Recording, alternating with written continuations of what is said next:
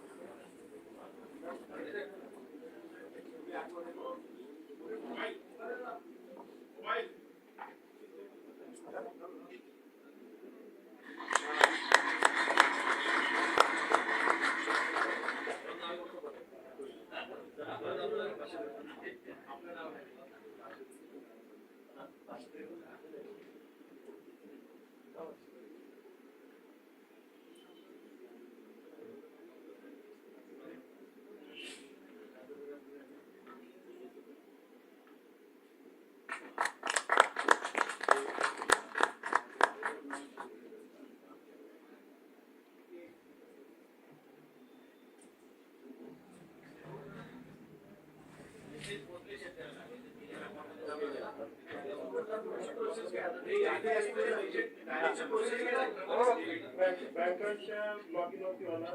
शेतकरी त्यांचं आधार प्रमाणीकरण आपल्या सरकार सेवा केंद्रात जाणार, ते आधार प्रमाणीकरण करून घेणार, आधार दाखवून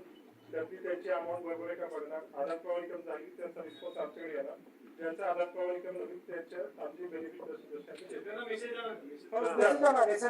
त्याचं आधार प्रमाणीकरण झालं पुढची यादीचा अंदाज काय किती दिवसांमध्ये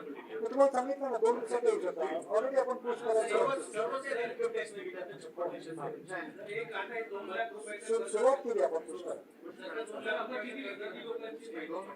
आता आपल्याकडे डीसीसी बँकांची जवळजवळ जिल्ह्याने आहे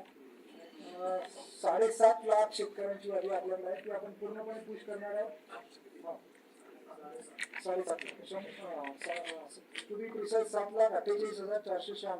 100% म्हणजे डीसीसी बँकांचे 7,48,496 ही संपूर्ण 100% आपण आता इन्कम टॅक्सची यादी पुश करत आहोत यातनं आपल्याला जे श्रीमंत शेतकरी त्यांची माहिती मिळेल आणि ते बघून आपण याद्या पब्लिश करू याद्या पब्लिश झाल्याबरोबर शेतकरी आपले सरकार केंद्रावरती जातील त्या ठिकाणी आधार ऑथेंटिकेशन करतील ज्या शेतकऱ्यांचं ॲग्रीस्टॅक नसेल ॲग्रीस्टॅक पण त्या ठिकाणी आपण करून देऊ आणि आधार ऑथेंटिकेशन झाल्याबरोबर त्याला काही डिस्प्यूट असेल तर बाबा ही अमाऊंट कमी आहे किंवा जास्त आहे काय असेल तर ते डिस्प्यूट सुद्धा त्या ठिकाणी तो शेतकरी रेज करू शकेल त्यासाठी आपण जिल्हा स्तरावरती कमिटी केली आहे जिल्हाधिकाऱ्यांच्या अध्यक्षतेखाली त्या कमिटीच्या स्तरावरती जर त्यांचे डिस्प्यूट रिझोल्युशन जर पूर्ण होऊ शकलं नाही तर आमच्या लेवलला स्टेट लेवलवरती कमिटी त्या लेवलला आम्ही त्यांच्या प्रश्न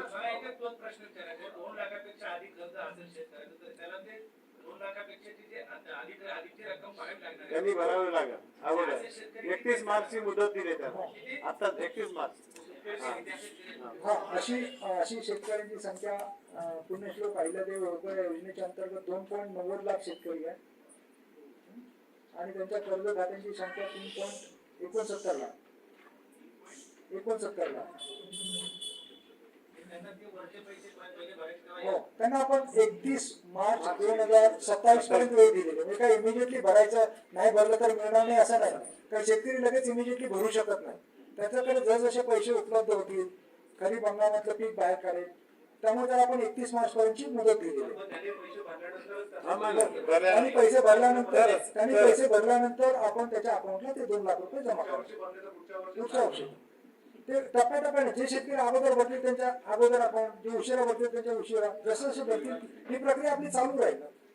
तर राज्याचे माजी उपमुख्यमंत्री दिवंगत अजितदादा पवार यांच्या जयंतीचे औचित्य साधून पुण्यश्लोक अहिल्यादेवी होळकर शेतकरी कर्जमुक्ती योजना 2026 अंतर्गत जे पात्र ठरलेल्या शेतकऱ्यांची पहिली जी यादी आहे ते जाहीर करण्यात आले आहेत व या पहिल्या टप्प्यात राज्यातील 6 जिल्ह्यातील निवडक 500 पेक्षा जास्त पात्र लाभार्थ्यांचे नावे प्रसिद्ध करण्यात आले आहेत म्हणजे 553 शेतकरी बांधवांची इथे यादीमध्ये नावं आहेत या सर्व पात्र शेतकऱ्यांनी त्यांच्या मोबाईलद्वारे SMS संदेश पाठवले जाणार असून आधार प्रमाणीकरण पूर्ण होताच थेट लाभ हस्तांतरणद्वारे म्हणजेच DBT कर्जमाफीची रक्कम थेट त्यांच्या बँक खात्यावरती वर्ग केली जाणार असल्याची माहिती सहकार मंत्री बाबासाहेब पाटील यांनी बुधवारी दिली आहे म्हणजे आता थोड्या वेळापूर्वीच पत्रकार परिषद पार पडलेली आहे व 6 जिल्ह्यातील